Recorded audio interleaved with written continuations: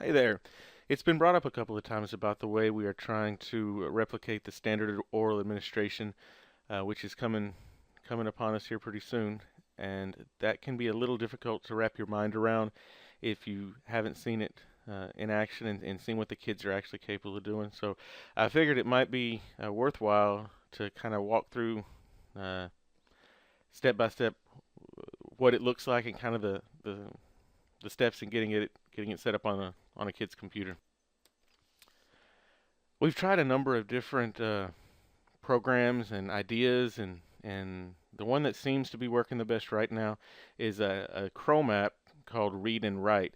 This is by no means the only way to get text to speech. That sounds kind of like what the standard oral administration on Star is going to be like.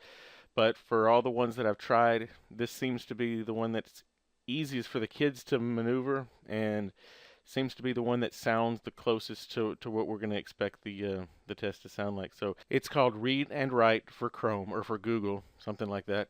And to get it installed in your Chrome browser, first you have to be in Chrome, and then you just go to the App Store, the Chrome App Store. There's a number of different ways to go there. You can go to your systems tray and open up the Chrome Store here, or usually it pops up in the top left hand and it'll open up your apps that you have. These are some of the apps some of the Chrome apps that we've tried and just played around with. Uh, for this one, you're going to go to the Chrome Store,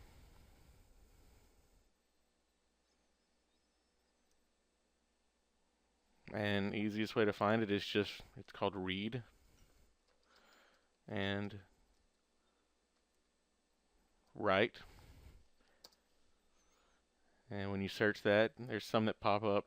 It's an extension. This is the one right here, Read and Write for Google. And all you'll do is, if you don't have it already installed, it'll have a button that looks like this, a little blue free button. I've already got it installed on my Chrome, so mine says rate it. But if you don't have it already installed, you'll see the blue button. Just click on the blue button. It's just free, and that's it. There's a couple of acceptances that you have to do. You have to let it access your Chrome drive, your drive, and things like that. But for the most part, that's all you have to do to get the extension installed. Once you have the extension into your Chrome browser, it's fairly simple to use. Again, we'll switch back over to a website. What you'll notice is any website that Read and Write for Google is able to work on, in the address bar to the far right.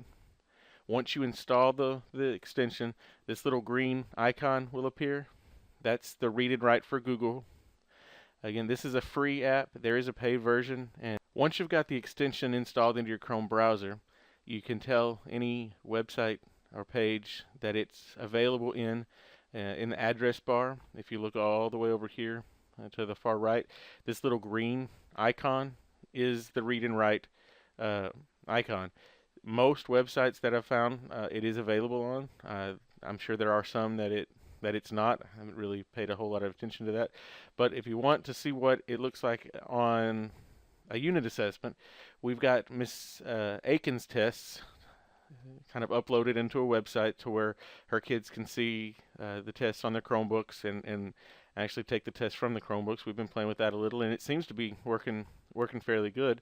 So let's go ahead and go to a social studies test and just look at what the test looks like. Let's just try Unit 1. We've put 3 tests in there so far, and they've worked fairly well.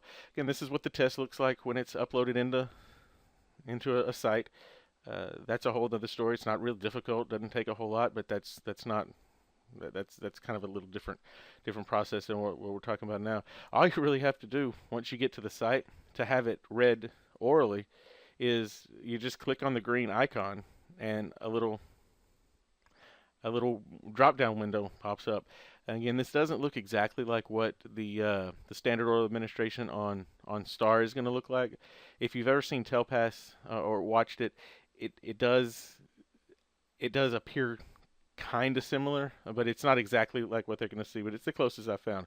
From here, all you do is you highlight the student highlights what they want read, and they hit the play button.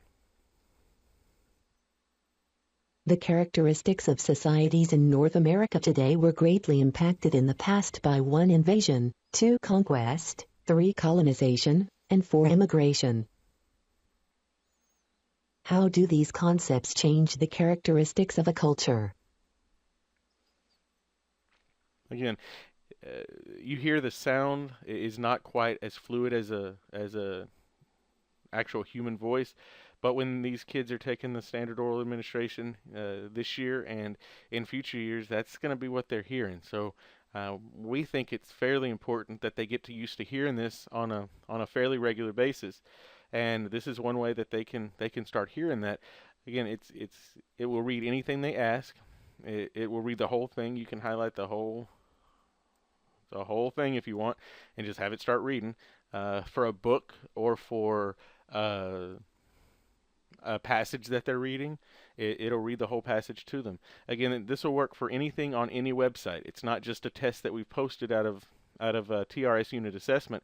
It's any newspaper article, any article, or any work of literature, anything that can be posted or anything that can be viewed on a website can be that is anything that's text on a website can be read aloud to the kids. I think this opens up a lot of opportunities for our kids that have limited ability to read some higher level words, but it still opens up the concepts and the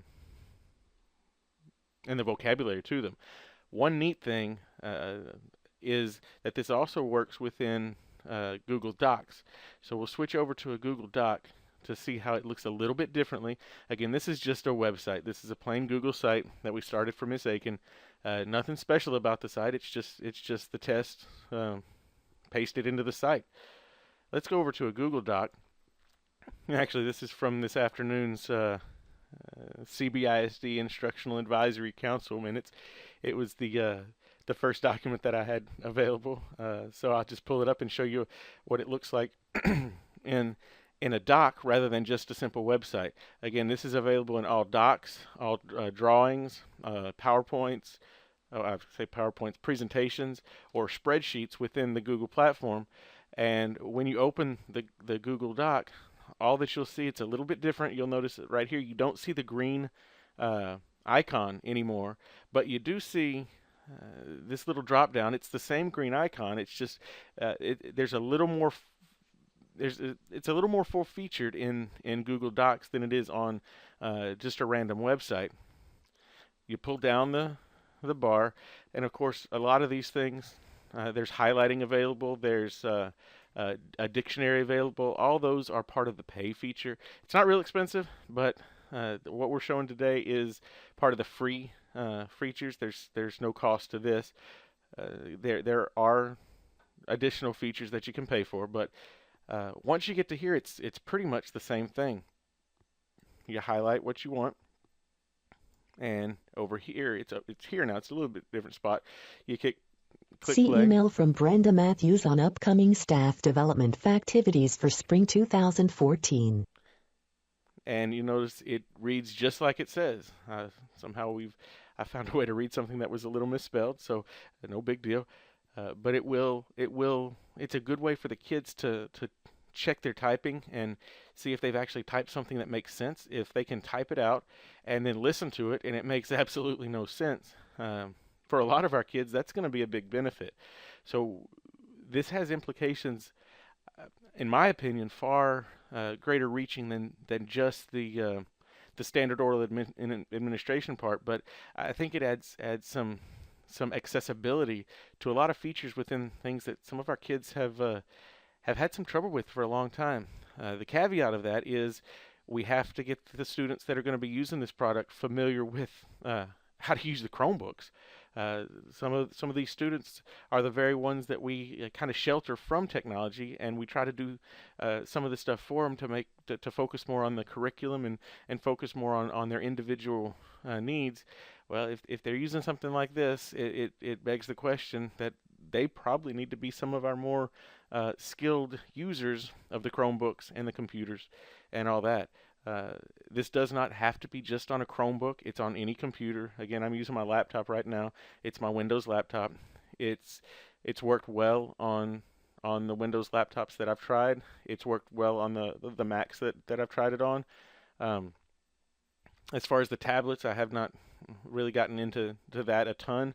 Uh, with a tablet, whether it be an iPad or a Galaxy Tab, there are monumental amounts of accessibility features with those. So uh, it's possible, but for right now, I think the Chromebooks are kind of taking off in our district with the especially with the upper elementary kids and the secondary kids.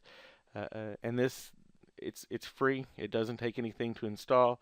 The kids, we've tried it with a few of them. Our sixth graders mainly are the ones that we've been rolling it out to, and literally it takes the kids about 5 minutes to not only install the extension into their Chrome browser, but to practice and to start playing with the software and actually start taking a test.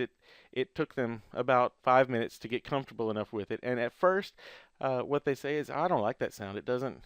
That sounds weird." But for the most part, within about 5 minutes, they've gotten over the uh, the sound, and they're starting to kind of understand what it says. And uh, anyhow, that's that.